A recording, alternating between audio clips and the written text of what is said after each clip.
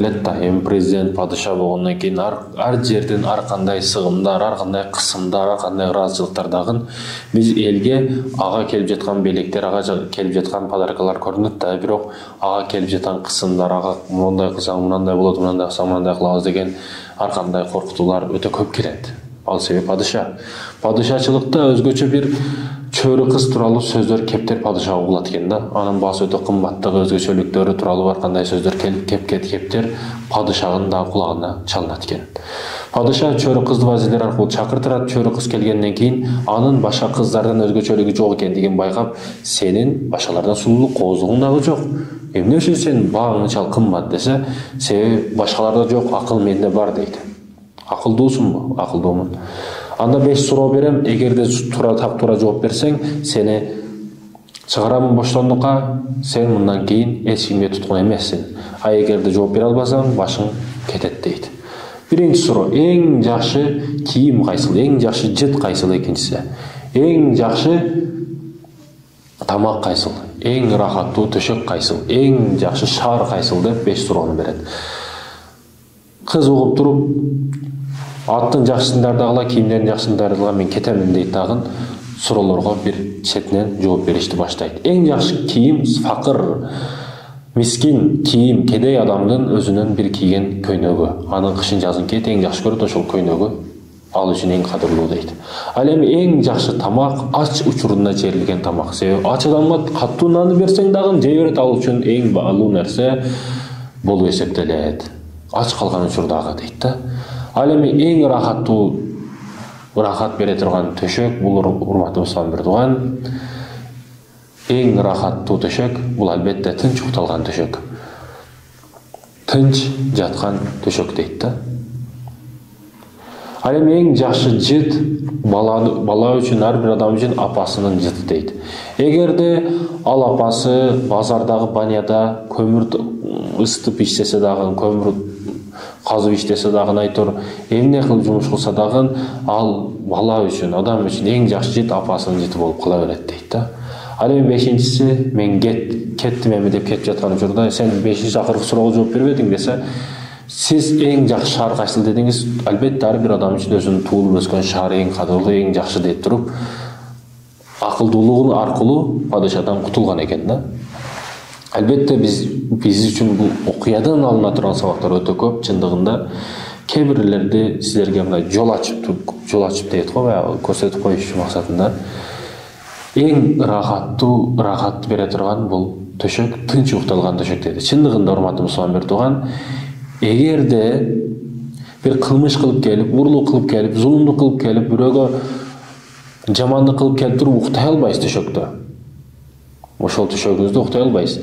А эгер жүрөгүңүз, жан дүйнөңүз тынч болсо, тоодо уктасаңыз дагы, талаада уктасаңыз дагы, бир тоодо бир чатыр тигип алып же таладагы чатырда уктасаңыз дагы, айтор кайсыл жерде дагы, талаада капа деп коет го, капада уктайсызбы, кайсыл жерде уктасаңыз дагы, кайсыл жерде уктаганыңыздын мааниси жок.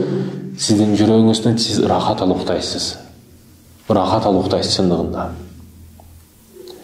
А эгерде бирөөгө зулумдук кылып келип, душмандык кылып келип, жамандык кылып келип уктасаң, бага десе алтындан төшөктө жатсаң дагы, ал жерде уктай албайсың.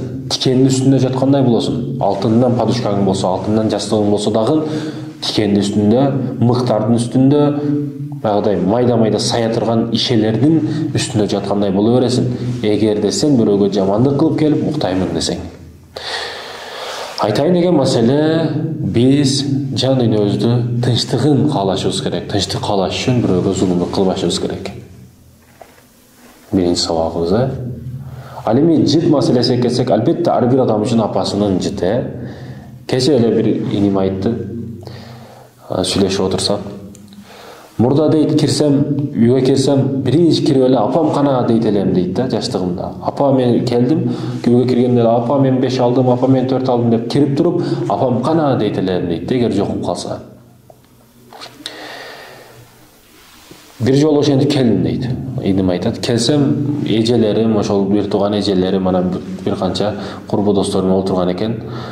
Анан мен апам кана десем, эжелерим, жок, апам кетти башка жака. Апам таап бергиле дедим. Эмне үчүн апаң десем дейт, себеби мен апамды жыттаймын деген экенмин, апам кана апамды жыттайм деген экенмин десе, мени жыттасам болбойбу, сен эчеңмин го десе, жок, апам сиз сасыксыз, мен апамдын жытташым керек деп туруп апасын издеген экен да. Чындыгында ар бир адамдын өзүнүн орду бар. Апанын орду өзгөчө. Чындыгында алам айкалышып, аралашып жыгылып кетсе дагы апанын ордун эч ким толтура албайт. Апанын кадырын бил демекчи да бул жерде. Албетте эң жакшы тамак аш учурда жейилген тамак. Тамакты курсакты негизи 3кө бөлүшүбүз керек. Тамакка, абага, сууга 3 бөлүккө бөлүшүбүз керек. Бүгүн кыргызбайлар камырга, этке, анан дагы курдакка бир нерселерге бөлүп койгон. Жок, биз 3 бөлүккө бөлүшүбүз керек. Себеби Раббым Аллах, пайгамбар Мухаммад дегенден кийин Мухаммад алейхиссаламдын үммөтү, биз көп ач калбайбыз, ач калсак той болбойбуз да. Чындыгында ушундай. Алына турган сабактар өтө көп. Ойлонсок, ой калчасак, хикаябыздан алына турган сабактар өтө көп. Ал эми не деди дагы?